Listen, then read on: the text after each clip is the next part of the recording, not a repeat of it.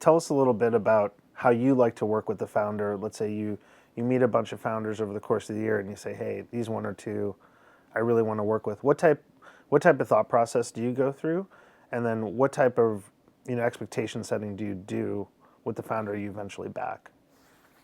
It's funny. I think you'll hear all the time these kind of dating, you know, Yeah.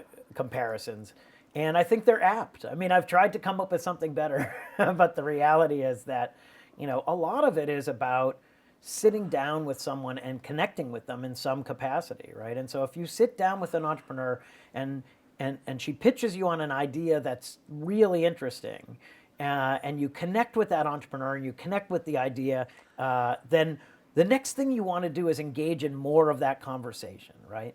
And so that discussion, that interaction, the getting to know the person, the understanding what he or she is building, that's the part that's imperative as far as I'm concerned. Oftentimes these things move so quickly now that you don't have the chance to have to have that interaction, and it's really dangerous, right?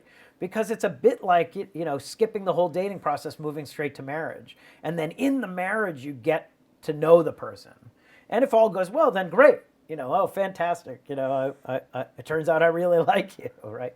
But if it doesn't, boy, it goes really wrong, right? And in the rare instance in which I've invested quickly or as a result of pressures that didn't include a deep relationship with that person, and it has gone the other way, it's a terrible thing because the entrepreneur doesn't trust you. You aren't excited about the conversation. It never it doesn't become collaborative, and the venture business at its very best is a collaborative business. So the way I work with entrepreneurs is that ultimately I build that relationship, I build that trust, and then I say to them, how can I be helpful, right? And I had this interesting conversation with a very successful, well-known entrepreneur once, where he was pitching his business to me, and at the end of the pitch, he said, "So how can you be helpful to me?" And I said, "Well, what do you need?" And he said, "Well, no, well, how can you be helpful to me?" I said, "What do you need? Like, I'm happy to do whatever you need.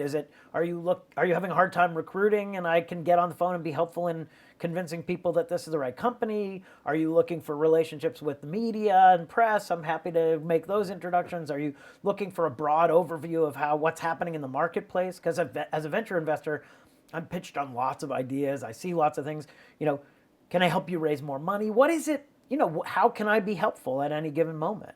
And that's how I view my job. I view myself as a service provider, as someone who is there to make your organization more effective, to help you be more successful. So, I don't have a prescription. I don't say, like, I come in and here are the things I'm going to do. I'm going to do these 7 things and they'll really move your business forward. I say, this is an interesting business, but your organization is kind of messed up. Let's think about how you can fix it. Or this is a great organization, but it would be really great if you had a good CMO. Let's find that person. Or you guys are doing great. Call me if you need me. So Right. I think that the best venture investors are collaborators, and they're helpful, and it's not doesn't mean we don't have opinions. We're happy to share our opinions. We're happy to push you on things that we think are important. But on the other hand, it's your business. You're running the business. I'm not an operator. I am someone who's there to help you build your business, and I'm going to do whatever I can to do that.